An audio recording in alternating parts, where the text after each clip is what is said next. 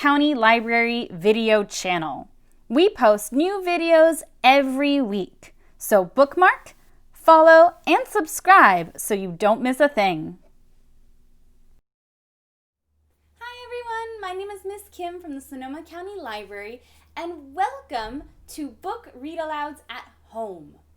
Get comfortable and get ready to listen to a chapter book a week read out loud to you. Feel free to check out the ebook from our library website, sonomalibrary.org, so you can follow along, or just relax, close your eyes, and listen. Now, grab your pillow, grab your blanket, get comfortable. Chapter 9. See you later. Hours remaining, 22 hours and 4 minutes. Ophelia shook the purple dust from her fur and looked at her fish companion. "You resemble a famous little egg-shaped jewel I once stole," she remarked wryly.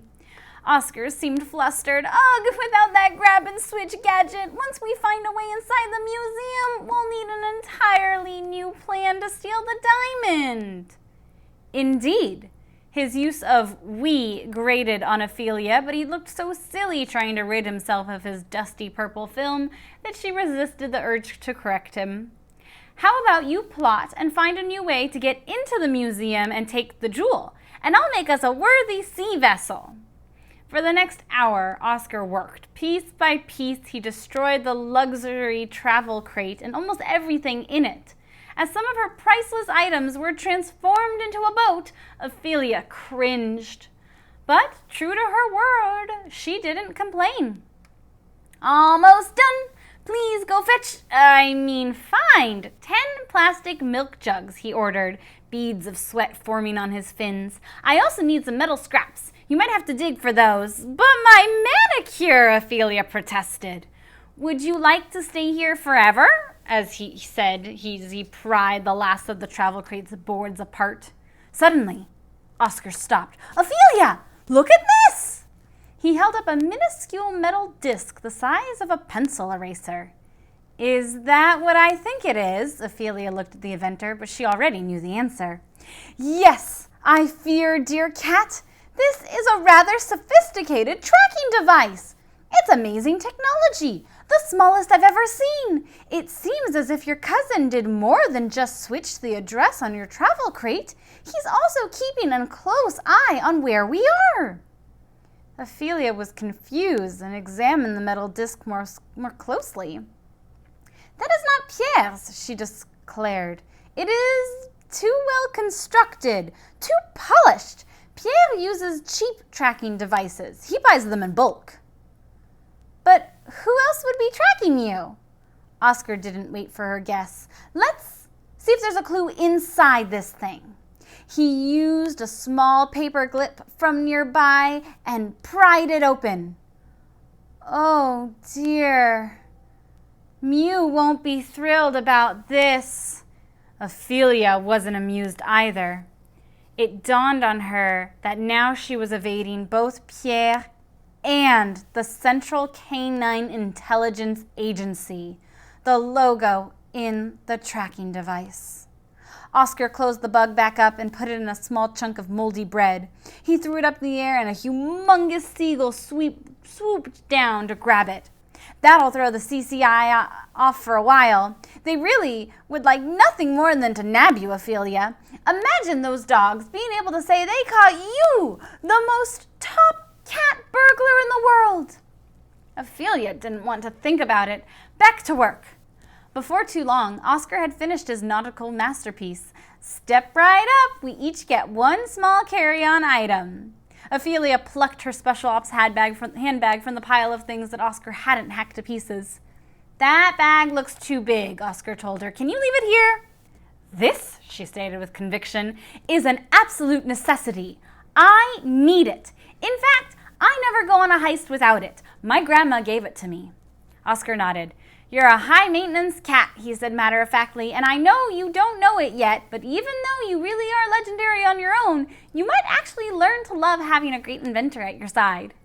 Ophelia rolled her eyes. "In any case, you shouldn't have a bag that big on any heist. When we're home, I'll construct you something tiny but beautiful, a compact masterpiece to match any outfit.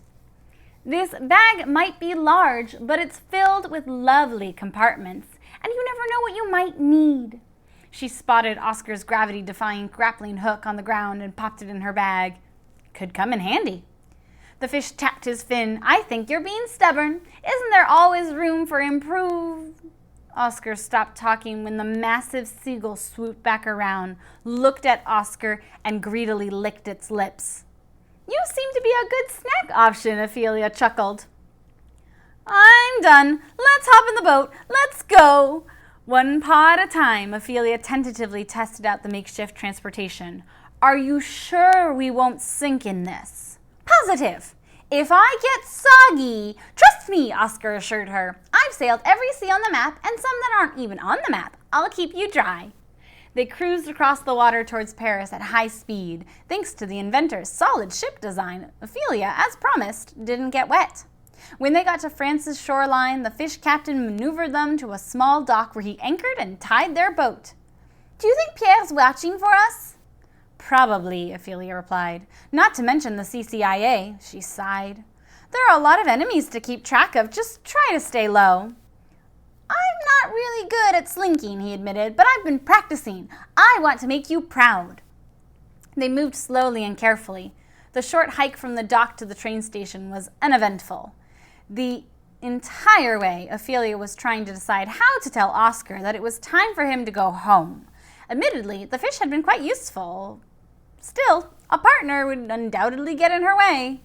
As they approached the train station, Ophelia cleared her throat and turned to her theater training to help her find and keep just right, wide whisker-to-whisker smile on her face.